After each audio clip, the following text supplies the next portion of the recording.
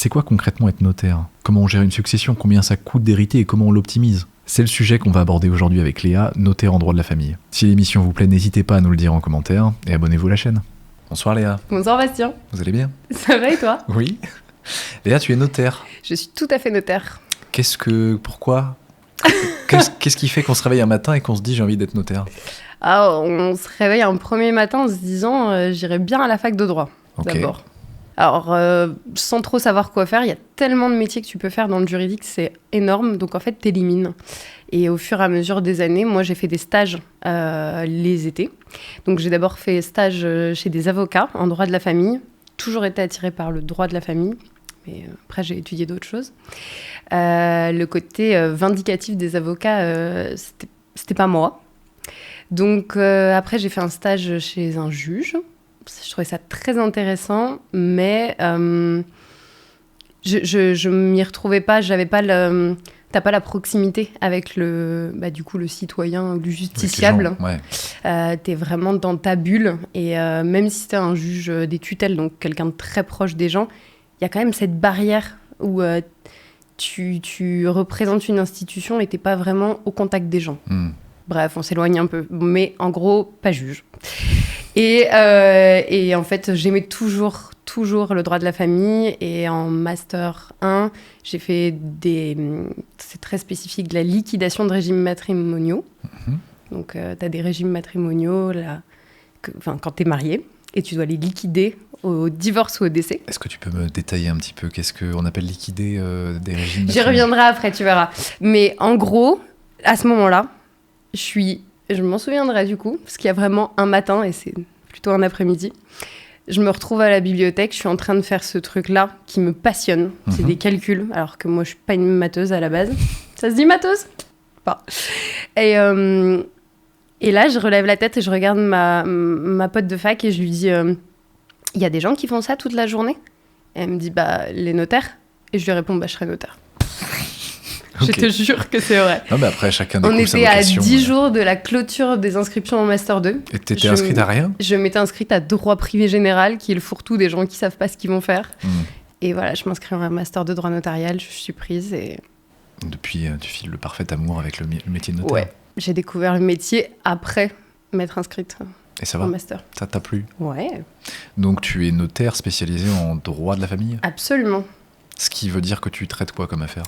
Je traite le plus joyeux comme le moins joyeux. Je traite les contrats de mariage, les PACS, les donations, les consentements à PMA. C'est très large ce que peut faire un notaire. Les consentements à PMA ? Ouais, absolument. Tu dois donner ton consentement et connaître tous les articles avant d'aller recourir à une PMA parce que ça va engendrer plein de conséquences juridiques. Les tribunaux étant saturés, c'est une mission qui a été confiée aux notaires il y a quelques années. Beaucoup de missions comme ça qui sont au fur et à mesure confiées aux notaires pour désengorger les tribunaux. Il y a quoi que tu as récupéré par exemple ? Le divorce par consentement mutuel sans juge. Ok. Aujourd'hui, on peut divorcer sans passer du tout par le tribunal, uniquement avocat et notaire. C'est beau. Donc tu as tout ça qui est très... donation, mariage, PACS, PMA, qui est très joyeux. Puis tu as le moins joyeux en droit de la famille, qui sont les divorces, les partages et les successions. Donc au final, on est là un peu à tous les moments de la vie des gens. Donc tu ouvres régulièrement des testaments J'ouvre des testaments, j'en ai encore ouvert un aujourd'hui. Tu disais que tu fais du coup du divorce par consentement mutuel, parce qu'il faut désengorger les juges, mais est-ce que ça veut pas dire que du coup tu satures les notaires ? Non, parce que... tu ne tu ne passes en consentement mutuel sans juge uniquement si tu t'entends. Donc ça peut aller assez vite. Okay. Parfois ça peut être ralenti un petit peu parce qu'il reste des petits points, mais s'il y a vraiment des éléments bloquants, les avocats vont réorienter sur un processus judiciaire. On repart devant le juge tranche. Donc non, nous on récupère la partie vraiment où ils sont d'accord sur tout et juste ils vont divorcer. C'est plutôt des cas où il n'y a pas d'enfants, c'est plutôt des cas... De toute façon, on ne traitera jamais les parties, tout ce qui concerne les enfants, ça ne nous regarde pas. Nous, on traite vraiment la partie patrimoniale. Ah oui, donc, on partage l'immobilier, on partage les liquidités, les voitures. En fait, on regarde, si tu veux, La majorité des gens mariés aujourd'hui sont mariés sous le régime de la communauté. Donc, c'est un régime légal qui s'applique quand tu n'as pas choisi de contrat.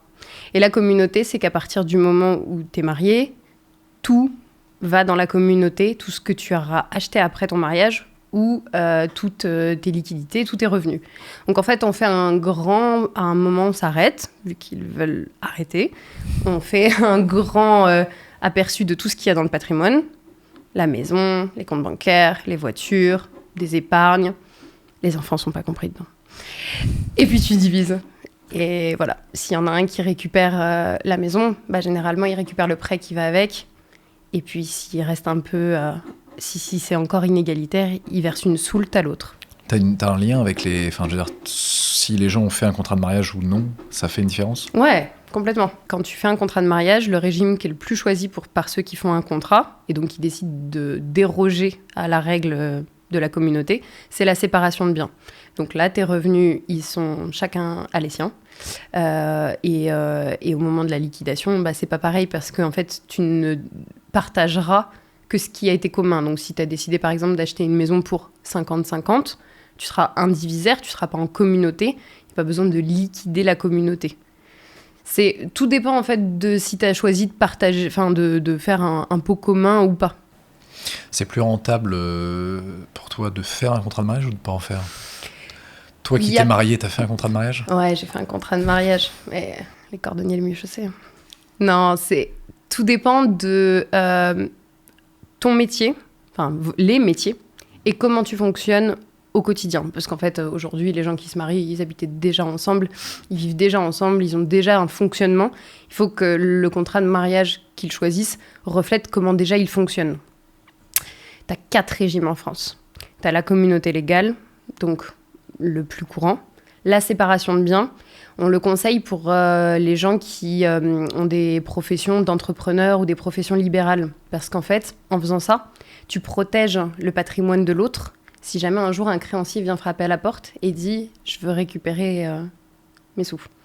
Donc, meilleure protection du conjoint quand tu es en séparation de biens, puisque 2 patrimoines distincts, il n'y a pas de mélange. Et puis, tu as la participation aux acquis. Alors ça, c'est un régime qui est choisi par très, très, très, très peu de monde. Il n'y a que les juristes pour l'aimer parce qu'il est hyper complexe. Personne ne le comprend. Il est hyper dur à liquider. Bref, il n'y a que les juristes qui l'aiment. Sinon, on ne le conseille pas. Et puis, tu as un régime qui est généralement choisi sur le tard. C'est celui de la communauté universelle. Parce que oui, tu peux changer de régime tout au long de ta vie maritale. Ok. Ouais. Et dans ce cas-là, tu vas avoir un notaire. Et tu fais un acte de changement de régime ou d'aménagement. Tu peux avoir le même régime, mais rajouter des choses pour que ce soit plus protecteur pour le conjoint, notamment. Et la communauté universelle, c'est tout. Et au décès du premier, tout ira au conjoint survivant et les enfants n'hériteront qu'au 2e décès. Ok. Donc, c'est le plus protecteur pour le conjoint. Tout dépend de l'objectif. Et on n'a pas les mêmes objectifs au cours de notre vie. Toi, tu fais des contrats de mariage ? Je fais des contrats de mariage. T'as vu des trucs, des contrats de mariage que t'as fait où c'était un petit peu rigolo ? Non, il n'y a rien de fou. Il n'y a rien de fou. Non, la vérité, c'est que... C'est plus les ouvertures de testament qui sont rigolotes. Ouais, les successions, certains divorces, certains partages. Parce que quand tu fais des successions, justement, donc tu ouvres un testament, les gens découvrent ce dont ils héritent en face de toi, en fait. Alors tu déjà, leur fais la lecture, la plupart des successions n'ont pas de testament. Oui, j'imagine. Ouais. Et d'ailleurs, c'est triste parce que finalement, on est beaucoup à savoir ce qu'on aimerait à notre décès, mais c'est pas toujours forcément mis en pratique avec un testament. Ce qui est dommage, parce que parfois, de ton vivant, tu sais que tu as envie de gratifier, on dit gratifier, donc léguer à une personne particulièrement, ou remercier une personne qui a été importante dans ta vie, avantager un de tes enfants, parce qu'il y en a un qui est très présent pour toi et pas l'autre, par exemple. Tu le sais, et pourtant, tu n'es pas allé au bout de la démarche pour aller faire un testament, pour le mettre en œuvre. Et puis il y a aussi tous ceux qui veulent, par leur testament, plutôt pas gratifier quelqu'un, mais exhéréder quelqu'un, c'est-à-dire l'enlever de ses héritiers. Et ça, c'est possible dans une certaine mesure. Et... Oui, tu peux pas déshériter à 100%, je crois. Alors, on a en France un concept très français, puisque les anglo-saxons l'ont pas du tout. Ça s'appelle la réserve héréditaire. C'est un concept, c'est révolutionnaire. Ça vient suite à la Révolution, au code napoléonien, donc le code civil que l'on a actuellement, qui a été évidemment revu, 1804. On coupera si c'était pas correct pour que j'ai l'air intelligente. Je crois que c'est 1804. Le code napoléonien, il veut mettre en place cette réserve héréditaire qui fait qu'on ne peut pas déshériter complètement ses enfants. En tout cas, on est obligé que dans le patrimoine, il y ait une part minimum pour ses enfants. Ok.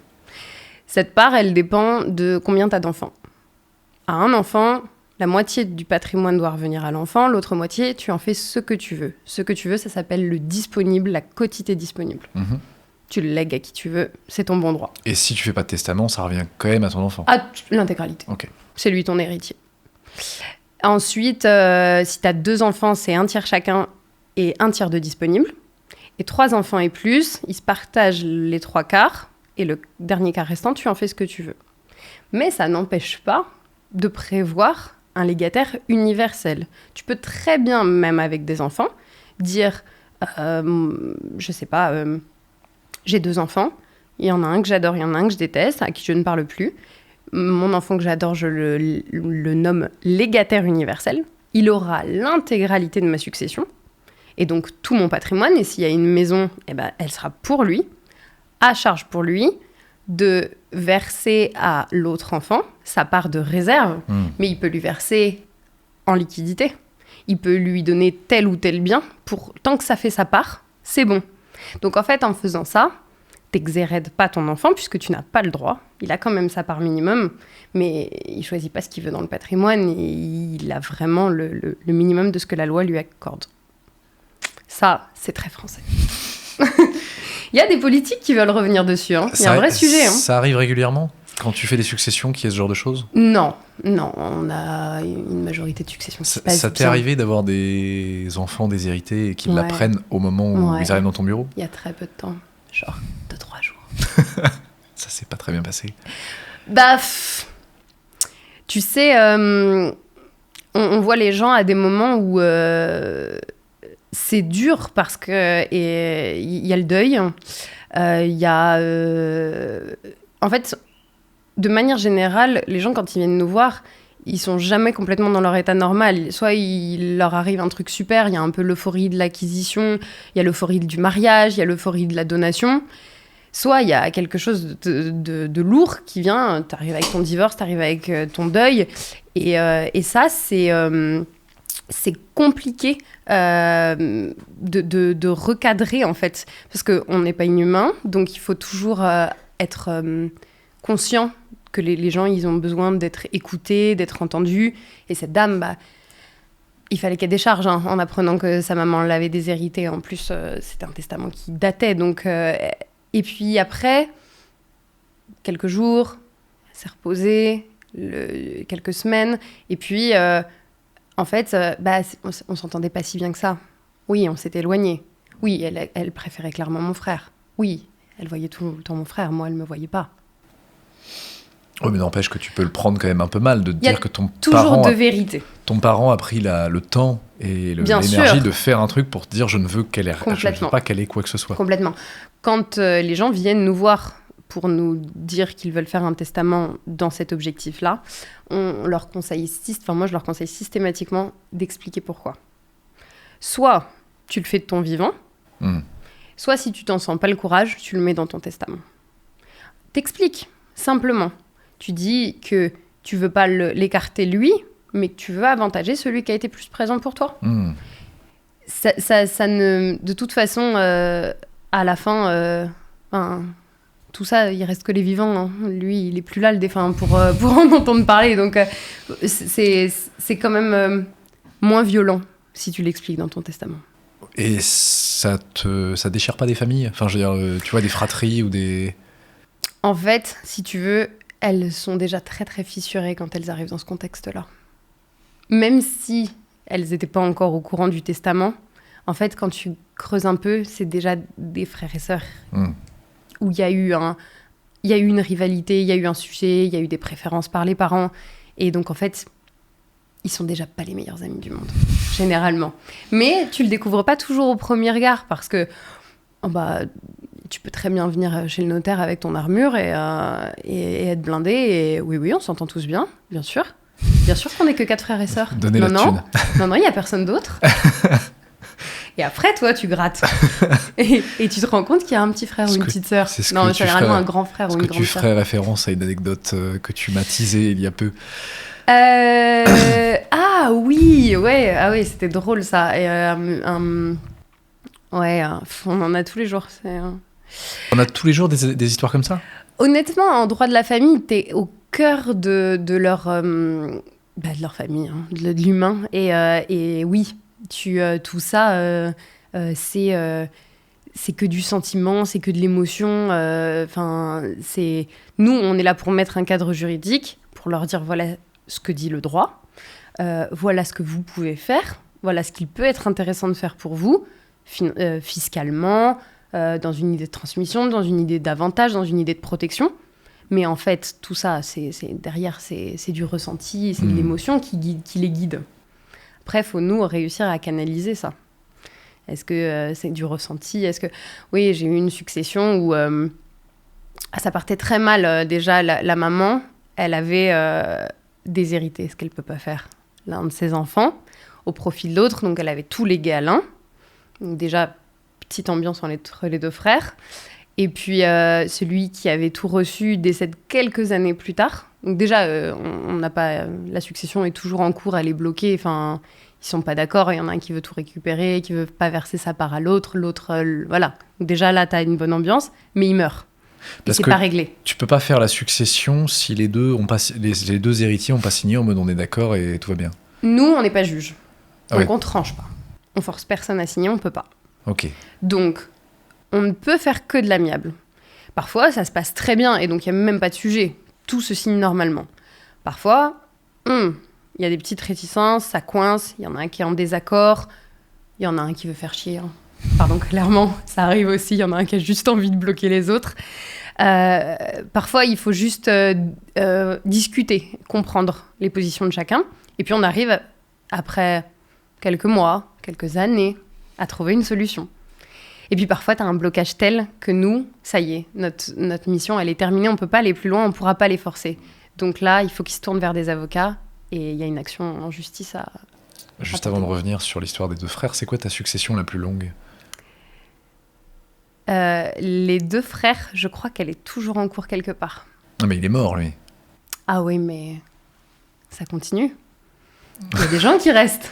Parce que du coup, il se passe quoi quand lui meurt? Eh ben, ce frère-là, quand il meurt, on ouvre un testament. Il n'avait pas d'enfant. Et il lègue tout à la dernière des 6 enfants que son frère avait. Lui, il n'a aucun enfant. Le vieux gars qui est resté avec sa maman, clairement. C'est hyper cliché, hein, mais c'était ça. Et il lègue tout à la petite dernière de son frère, donc à sa nièce. Et les autres, ils sont fous.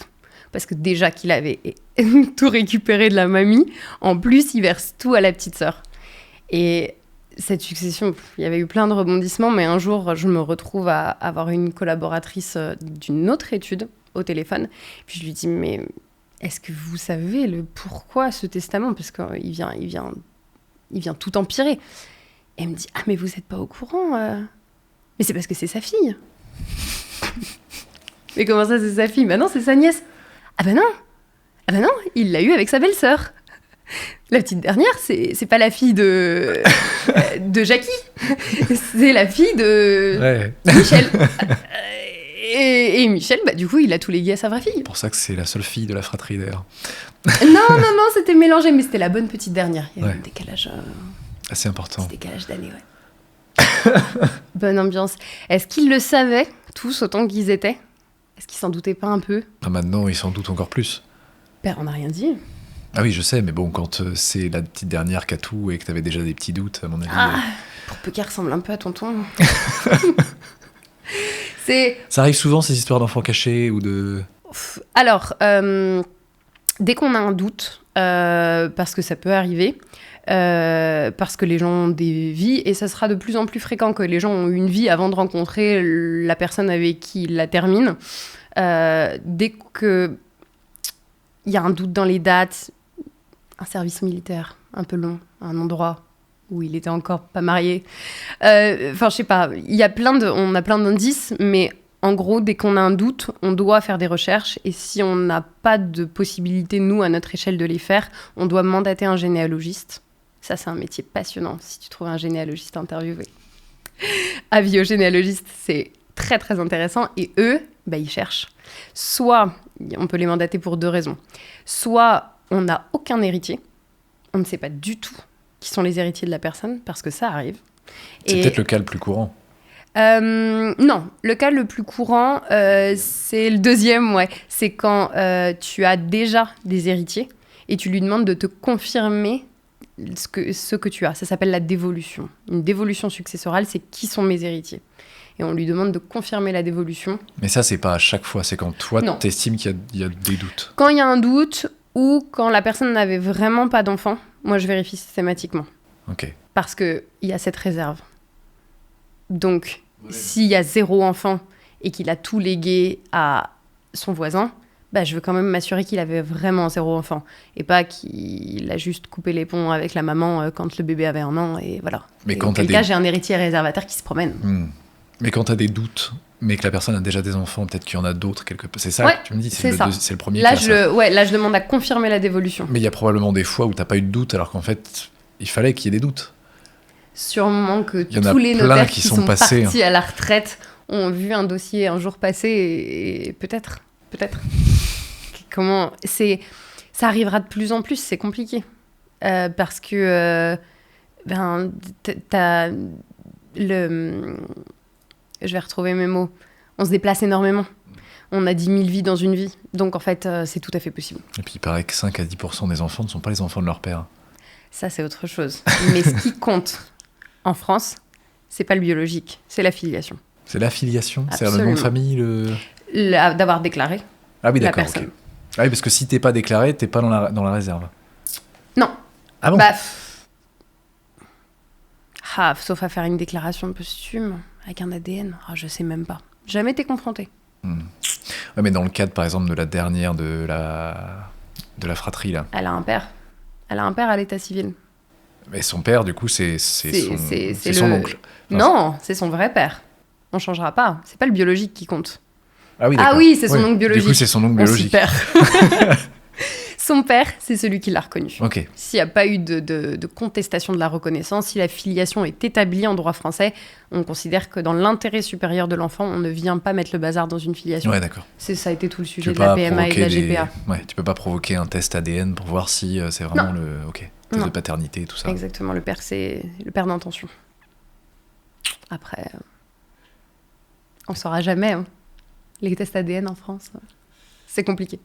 Comment t'expliques aujourd'hui que les notaires ont quand même relativement mauvaise réputation ? Enfin, je veux dire, le métier de notariat, j'en parlais avec mon dernier intervenant qui me disait qu'en tant que promoteur immobilier, c'était entre les assureurs et les notaires. Ouais, on peut le voir comme ça. Je pense qu'il y a beaucoup de méconnaissances. Et alors, d'un point de vue immobilier, même si c'est pas mon cœur de métier, on est un peu ceux qui font suer. Parce qu'on demande plein de choses. Et en fait, on est dans une société où il y a de plus en plus de lois et donc de plus en plus de devoirs d'information vis-à-vis de l'acquéreur. Donc aujourd'hui, il y a un nombre de diagnostics, d'informations à mettre dans nos actes, de vérifications d'autorisation d'urbanisme. Enfin, c'est énorme. Ça prend des mois et on est celui qui saoule, quoi. On est celui qui les demande, on est celui qui dit « Ah ben non, vous n'aviez pas rempli le bon formulaire CERFA, il va falloir retourner en mairie pour valider votre déclaration préalable d'il y a 10 ans sur vos fenêtres. » Je dis n'importe quoi, mais tu vois. Donc en fait, je pense que comme on dit le droit pour aider, pour accompagner, mais aussi parce que nos actes doivent être irréprochables d'un point de vue juridique, on n'a pas ce bon rôle-là. Ça, c'est à l'heure actuelle. Je pense aussi qu'on a, pour ceux qui connaissent moins les notaires, une image, l'image dans Les Inconnus, les 3 frères. Voilà, le notaire on comprend rien à ce qu'il raconte. Il n'y a pas un mot avec le jus de fruits là. Enfin, c'est effectivement, si tu tombes en face d'un notaire qui te lit l'acte sans te l'expliquer, mais c'est horrible. Mais même moi, je m'endors au bout de 5 minutes. On a des termes hyper barbares, on n'a pas le droit d'y déroger. C'est comme ça. Voilà, ça, un usufruit, c'est un usufruit. Une délégation parfaite, c'est une délégation parfaite. Une subrogation, c'est une subrogation. Ça ne veut rien dire pour les gens qui n'ont pas fait une fac ou de droit. Une subrogation Oh là, je vais t'épargner. Mais tout ça pour dire que si effectivement le notaire n'a pas à cœur que son acte soit compréhensible pour ses clients et que en rendez-vous il le lit et qu'il ne l'explique pas, mais évidemment on est le métier le plus chiant du monde. Tu comprends rien, t'es paumé. Tu comprends rien, t'es paumé. À la fin tu sais à peine ce que t'as acheté. Tu viens de lâcher 5% de... et ça fait mal. Ah, ça aussi, ça participe de la mauvaise presse des notaires, les fameux frais de notaire. Ouais. Et en plus ça me coûte une blinde. Alors le vrai nom, c'est pas frais de notaire, c'est frais d'acte. Parce que dans une acquisition, j'entends mon mari rire parce qu'à chaque fois je le dis à tout le monde, les frais de notaire, c'est pas des frais de notaire. Les frais d'acte, si je te prends un pourcentage, je crois que tu as 85% de ce qu'on appelle les frais de notaire qui va à l'État.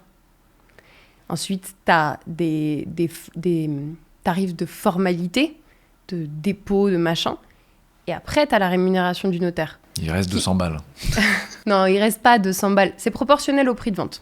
Donc, clairement, il y a des dossiers, les petites cessions de petites parcelles qui valent rien, c'est à fond perdu pour un notaire. Mais c'est pas grave, ça se compense avec d'autres dossiers qui sont plus intéressants. C'est le jeu.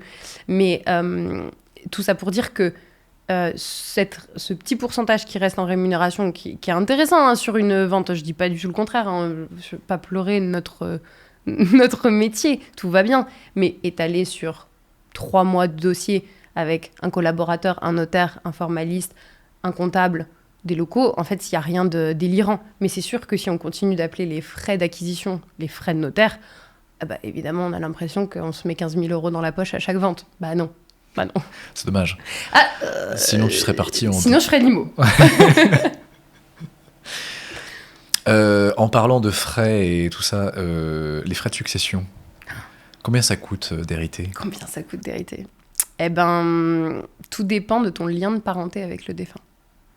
En fait, actuellement en France, je dis actuellement parce qu'en fait, ça c'est des lois. Hein. Donc aujourd'hui c'est comme ça, mais on est à l'abri de rien.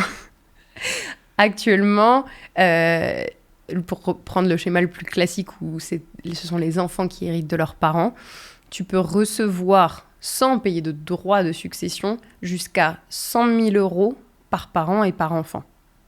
Au-delà, tu payes des droits de succession à hauteur de 20%. Et cet abattement, il diminue à mesure que ton degré de parenté avec le défunt, il s'éloigne. Donc, les frères et sœurs, c'est 15 000 l'abattement, donc c'est beaucoup plus vite atteint que 100 000. Et après, ton droit de succession, c'est 35 puis 45%. Ça tape plus vite. Mais attention, si t'es neveu ou nièce, alors là, 7 000 € l'abattement, atteint quand même assez vite sur un patrimoine à l'échelle d'une vie. Et après, t'es taxé 55%. Plus de la moitié qui va à l'État. Et si t'es un total étranger, t'es pas très loin des neveux et nièces. Si t'es totalement étranger du défunt, donc un voisin, un concubin... Et que t'es sur le testament. Et que t'es sur le testament, évidemment, parce que sinon tu pourras pas hériter. Un concubin, ça c'est important, faut qu'on en parle. Grosse différence avec les partenaires et les époux. Ouais. Pas du tout la même taxation. Et bien là, t'es considéré comme un étranger pour l'État. 1 594 € l'abattement. Passer ce palier, 60%. Et si t'es marié ? 0. Si t'es marié, c'est 0. C'est Jusqu'à 0. 100 000 €. Jusqu'à rien du tout, 0. Ah ouais, donc 0%. Paxé aussi. Ok. Tu es totalement... Les partenaires et les époux sont totalement exonérés d'impôts en matière successorale. La différence, c'est quoi ?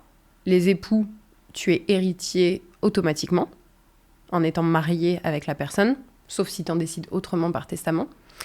Les pacsés ne donnent pas de vocation successorale. Juste ce pacsé, ne fais pas de toi un héritier de ton partenaire. Il faut que tu fasses un testament. Il faut que tu le dises dans ton testament. Exactement. Ça, c'est la différence, parce qu'on dit qu'aujourd'hui, entre se marier et se paxer, c'est quasiment pareil, mais...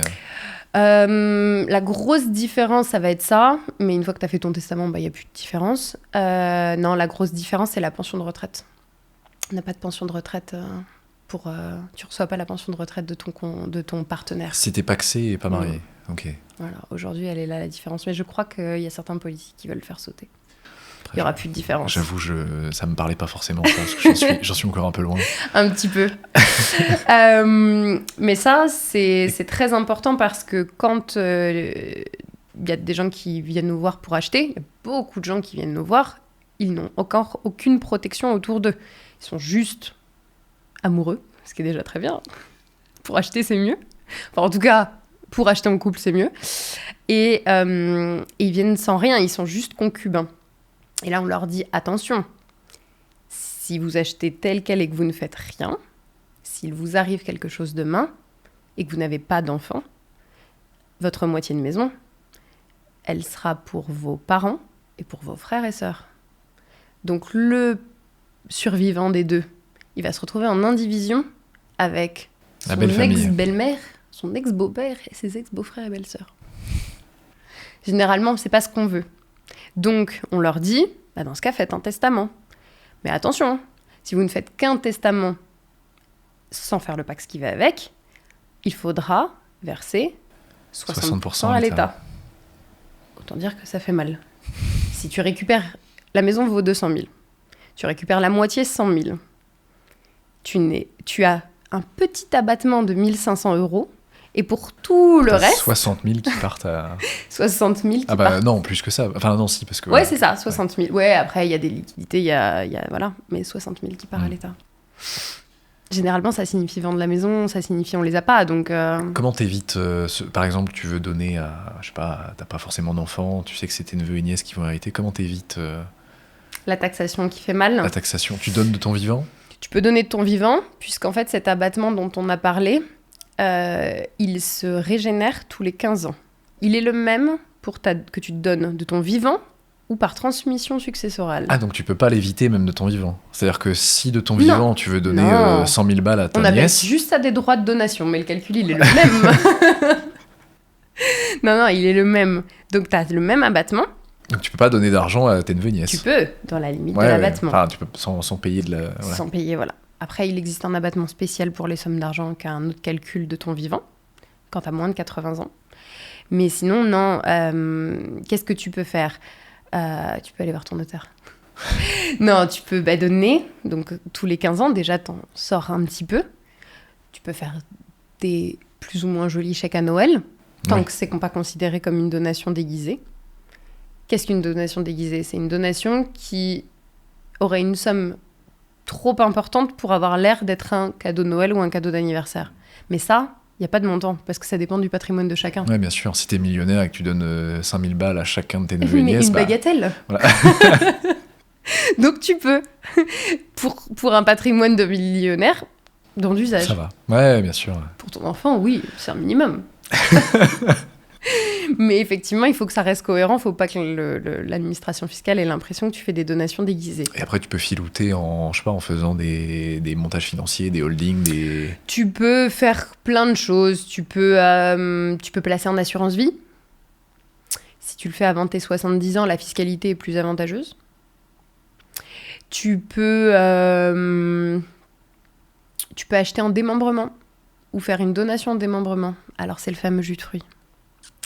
La nue propriété et l'usufruit. Ok. Ça, c'est plus. un concept super barbare, mais en fait, c'est pas, quand on a compris, c'est pas très compliqué.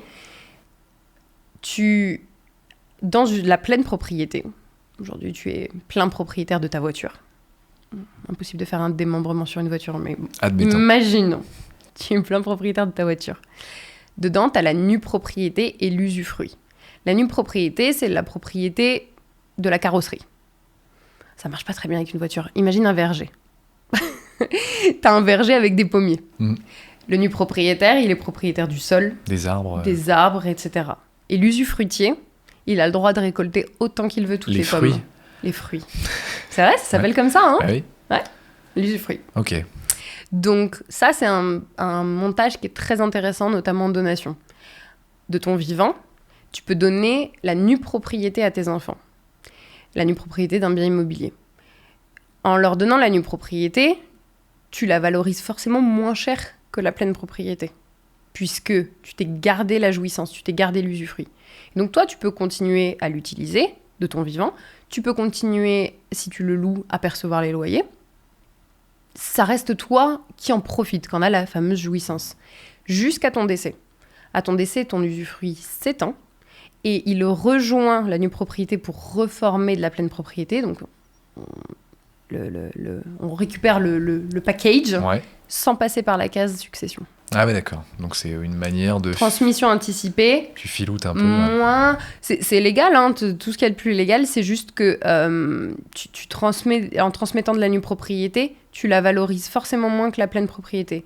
Et il y a un barème fiscal qui existe, qui est du coup par le Code général des impôts, et qui te dit, en fonction de tes tranches d'âge, à combien tu es d'usufruit et à combien tu es de nue propriété. Plus tu vieillis, plus l'usufruitier, le donateur vieillit, plus on considère qu'il a moins d'espérance de vie, et donc plus la valeur de son usufruit diminue, plus la valeur de la nue propriété augmente. À tel âge, tu as 40% d'usufruit, 60% de nue propriété. Passé dans la tranche, plus vieux, tu passes à 30% d'usufruit, 70%. Mais si à 30 ans, tu donnes la nue propriété à tes enfants... 30 ans, c'est trop jeune. Non mais admettons. Ouais, tu peux. Si t'as des biens qui te permettent de le faire. Si tu le fais à 30 ans, du coup, la nue propriété a une valeur très ridicule. Exactement, et donc coup, tu peux donner davantage. Et en fait, comme tu l'as fait à cet âge-là, bah, du coup, quand tu meurs à 80 ans, bah, en fait, la nue propriété a récupéré sa valeur, mais tu passes pas par la case succession. Exactement. Il faut avoir le patrimoine pour le faire. Pourquoi ? Parce que généralement, on ne le conseille pas sur une résidence principale. Parce qu'en faisant ça, tu fais quand même rentrer tes enfants en tant que propriétaire du bien. Donc, tu fais plus tout ce que tu veux, notamment si tu as envie de le vendre. Il te faut l'accord de tes nus propriétaires. Donc, généralement, on le conseille plus sur des biens locatifs ou de la résidence secondaire. Mais il faut avoir le patrimoine pour le faire. Mais si, par exemple, tu possèdes une maison à deux, que t'es pas marié, que c'est donc les enfants qui héritent de la moitié de la maison, et qui donc, ils héritent de la nue propriété et de l'usufruit, en théorie, de ça, mais ils te laissent... Ça dépend des droits du conjoint. Ils laissent l'usufruit au... Ouais, exactement. Donc en fait, tu mets quand même tes enfants dans l'équation sur la résidence principale malgré toi. À ton décès, oui. Ouais. À ton décès, oui. Mais, sauf si tu as prévu une protection différente, que tu as voulu que ton conjoint ait le maximum de droits, en optant pour une communauté universelle avec attribution intégrale, ou en optant pour ce qu'on appelle des clauses de préciput. Ouais, là, Qu'est-ce que c'est que ces Je mots-là ? rentre même pas dedans. C'est un prélèvement avant le début de la succession. Le conjoint a le droit de prendre quelque chose, ça fera pas partie de la succession, ce sera que dans sa part à lui. Ok. Oh, tu vois, finalement, c'était pas trop dur à expliquer. Tout ça pour dire que tout dépend de tes objectifs. Si l'objectif, c'est de protéger au maximum le conjoint, parce que t'as pas envie que les enfants s'en mêlent et tout, bah, tu vas prévoir un aménagement de régime, un testament, une donation entre époux qui va lui donner un max de droits.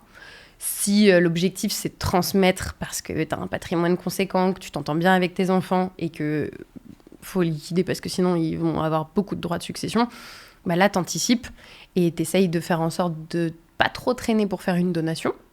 Comme ça, ton abattement, il va se régénérer. Actuellement, c'est 15 ans. Si t'as donné à 65 ans et que t'es en pleine santé et que tout va bien, il n'y a pas de raison pour que ce soit pas régénéré au moment où tu meurs. Au moment où tu meurs. Si tu le fais encore plus tôt, t'as peut-être même le temps d'en faire 2. Ah, mais si t'es très riche, t'as jamais le temps de tout faire. Tu vas payer des impôts. Fais des montages. Non, t'as plein de choses après. Après, c'est du sur-mesure. Je pourrais pas te résumer là, ça, comme ça. Et puis, tu t'es peut-être pas retrouvé confronté à des cas aussi complexes de gens t'as des aussi gens riches. T'as des gens qui ont des très très beaux patrimoines, hein, qui ont très très bien travaillé toute leur vie, qui ont des entreprises, qui ont plusieurs biens immobiliers, qui ont fait des placements. Tu y as réfléchi avant. Tu as fait de la transmission d'entreprise, il y a des montages fiscaux qui existent, tu as fait des sociétés, voilà. Il y a plein de choses. C'est du sur-mesure. Les notaires sont moins connu, je pense, en droit des sociétés, et pourtant ça fait partie de nos domaines, tout ce qui est alors la transmission par des parts de SCI, par la constitution de SCI ensemble avec les enfants, par de l'acquisition en démembrement, justement, parce que tu peux donner de la nue propriété à tes enfants, mais tu peux aussi leur donner de l'argent à charge pour eux d'acheter avec toi en démembrement. T'as pu donner plus parce qu'on peut donner plus d'argent que l'immobilier, vu qu'il y a un abattement supplémentaire. Et puis ensuite, ils achètent avec toi en démembrement. Ça, c'est possible. Au décès, ça passe pas par la case succession. Ouais, d'accord. Il existe plein de montages, que ce soit du droit des sociétés ou de la gestion de patrimoine pur avec des démembrements, des indivisions, mais il existe plein de montages possibles. Le but, c'est de s'adapter au maximum à ce que veulent les gens et à la configuration de la famille et du patrimoine. Est-ce que le problème, c'est qu'il n'y a pas une méconnaissance très forte des gens là-dessus ? Parce que tu vas rarement voir un notaire dans ta vie. Si t'as pas eu besoin de te paxer. Ce qui est drôle, c'est que je pense que pour la plupart des gens, tu vas le voir quand t'es obligé. Oui, c'est ça. J'ai pas le choix, j'achète une maison, passage obligatoire par la case notaire. J'ai pas le choix, je viens d'hériter, case obligatoire. Et pourtant, y aller en amont, c'est anticiper, c'est trouver la formule qui te convient le mieux. Et en plus, t'es beaucoup plus serein une fois que t'as anticipé et que t'as fait juridiquement ce que tu avais envie de... Enfin, ce qui reflète ta volonté, en fait. Ça n'a jamais tué personne de faire un testament. On ne meurt pas plus vite quand on fait un testament et on ne meurt pas plus vite quand on fait un aménagement de régime ou quoi que ce soit. C'est important de le dire parce que c'est en train de passer, mais il y avait un certain tabou à parler de la mort, qu'on va un petit peu tous y passer quand même, a priori selon les dernières nouvelles scientifiques. Et ce tabou-là... parfois arrive à des situations un peu problématiques pour les enfants qui se disent mais pourquoi ils ont rien prévu. On se retrouve avec des droits de succession énormes à payer. On ne se doutait pas qu'ils avaient un patrimoine comme ça.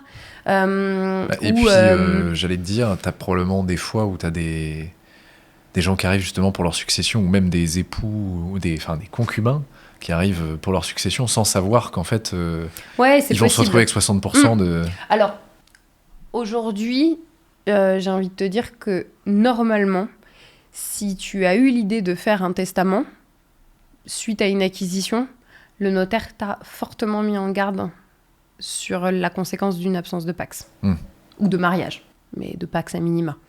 Donc, si tu as acheté ensemble, on a dû te dire de te paxer que tu l'as pas fait, que tu as décidé de faire un testament tout seul, et quand tu es venu le déposer au coffre du notaire, il t'a dit « Vous êtes paxé, hein ?» Et tu as dit « Non !» Tu cherches. En fait, c'est dans un... faut pas attendre que ton chemin croise le notaire. C'est l'inverse, hein, que le notaire croise ton chemin. Ouais, non, si faut pas attendre de croiser un notaire sur ton chemin. Ouais. Pour faire ce qu'il faut pour protéger celui que tu veux protéger ou transmettre à celui que tu veux transmettre. C'est important. T'as fait un testament ? Bien sûr. C'est vrai, déjà ? Faut que je le refasse, d'ailleurs. Parce que j'ai repensé à d'autres trucs. Tu actualises régulièrement ton testament ? Ouais, alors ça, c'est important de le dire. On peut toujours revenir sur son testament. Tant qu'on a toute sa tête. Ouais. Parce qu'après, plus tard, si tu le fais tard, et que, a posteriori, les enfants disent « Mais elle avait pas toute sa tête, maman, quand elle a tout légué à 30 millions d'amis, et qu'elle nous a déshérités. » Bah, tu peux attaquer le testament a posteriori, en prouvant que à ce moment-là de sa vie, ta mère, elle n'avait pas toute sa tête. Donc, c'est important. De toute façon, tous les actes juridiques doivent être faits en pleine capacité de tes facultés intellectuelles. Sinon, il faut une mesure de protection. Ça existe. Qu'est-ce que tu appelles une mesure de protection ? Ah, t'en as plusieurs aujourd'hui. T'as la tutelle, qui est la plus importante, la curatelle, la sauvegarde de justice, l'habilitation familiale, le mandat de protection future. Il existe plein de choses. Ce sont des mesures de protection. La diff entre une curatelle et une tutelle ? La tutelle est plus importante. Ok. En curatelle, tu signes... le curateur assiste la personne sous curatelle. Mais tu fais quand même ce que tu veux de ton argent et de ton... Pas tout ce que tu veux, mais en tout cas, tu signes ensemble. En tutelle, il n'a plus aucun droit. Le tuteur signe pour lui.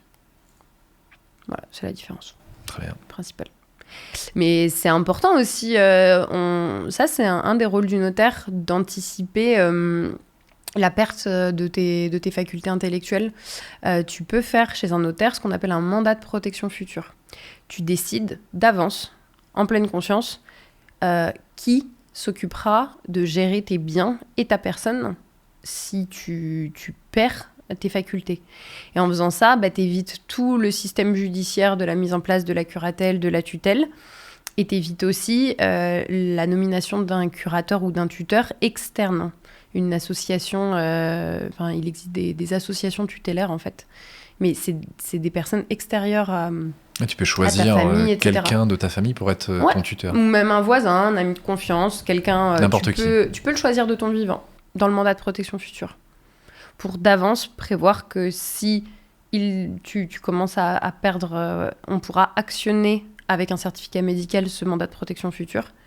Et la personne qui a été nommée dans ce mandat, elle s'occupera de tes biens, de ta personne. Et elle devra rendre des comptes, non pas au juge, mais au notaire, tous les ans. Encore une mission qu'on nous a déléguée, histoire de réduire un peu les dossiers curatelle et tutelle qui augmentent. Oui, bien sûr, on s'en sort. En fait, c'est très intéressant parce que c'est des dossiers très, très, très différents, avec des objectifs très différents. Mais ce qui est très intéressant dans le métier de notaire, encore plus en famille, je dirais, parce que tu es encore plus au cœur de leurs problèmes ou de leurs besoins. Vraiment, je te dis, les moments les plus joyeux comme les plus tristes. Mais même dans l'immobilier, tu les accompagnes dans un moment de vie hyper important. Donc, en fait, il faut trouver... Nous, on doit être le juste milieu entre la personne qui dit le droit et la personne qui les accompagne. Il doit y avoir de l'humain. C'est obligé. Tu peux pas faire ça. Alors, t'es pas un bon notaire. Non, mais vraiment, plus sérieusement, tu peux pas balancer à quelqu'un comme ça cette vérité juridique qui s'impose à lui si t'es pas là bien pour l'accompagner. Ça peut être super violent. On parlait du testament, mais plein d'autres choses. Enfin, c'est des moments de bascule. Les divorces, alors oui, on passe plus devant le juge, il y a plus ce truc solennel du vous êtes divorcés et tout. Mais les gens, ils sont quand même en train de se séparer de la mère, du père de leurs enfants, quelqu'un avec qui ils ont vécu 20 ans, la maison où ils ont eu plein de bons souvenirs, et ça y est, ils vont céder leur part à l'autre. Enfin, c'est des vrais moments de vie. On peut pas être insensible à ça, nous. On peut pas... c'est pas parce qu'on est dans un carcan très rectiligne qui est le droit qu'il faut pas être... Un peu dans le social aussi. Ouais, il y a un côté social, c'est obligé. T'as pas le choix. Tu peux pas te transformer en assistante sociale parce que tu es obligé de recadrer. Après, peut-être d'autant plus dans ta spécialisation. C'est ça. Parce que quand tu es en IMO, tu as peut-être moins les gens qui te pleurent dans les bras parce que... Ouais, non. Tu as des moments difficiles en immobilier. Il y a des gens qui vendent parce qu'ils se séparent. Il y a des gens qui vendent parce qu'ils sont plus en capacité physique d'habiter dans cette grande maison. Et la petite dame qui vient de voir, elle est veuve depuis pas très longtemps... ça y est, elle est débordée, la maison elle est trop grande, le jardin il est à l'entretenir, c'est horrible, et c'est une page de vie qui se tourne pour elle, et l'affreux notaire va lui demander une pile de diagnostics, une pile d'autorisations. Elle a acheté la maison en 65, elle ne sait même pas où il est ce titre de propriété. Si tu es robotique et que tu dis il me faut ça, et la petite mamie elle a même pas d'adresse mail, c'est panique à bord, tu fais mal ton métier. T'as très bien fait le volet juridique, félicitations à toi. Mais en face, t'as un humain quand même. T'as quelqu'un qui a besoin d'être accompagné. Donc un peu quand même en immobilier. C'est les notaires qui gèrent les viagers ? Ouais. Je suis un peu déçu que tu sois pas dans l'IMO, parce que je pense qu'il y aurait eu des belles anecdotes de viagers. J'en ai pas à ma connaissance, non. Désolée. Merci beaucoup Léa. Merci Bastien. C'était parfait, c'était très instructif. C'est vrai ? Très belle anecdote. Merci à toi de m'avoir posé toutes ces questions. Bisous. Bisous.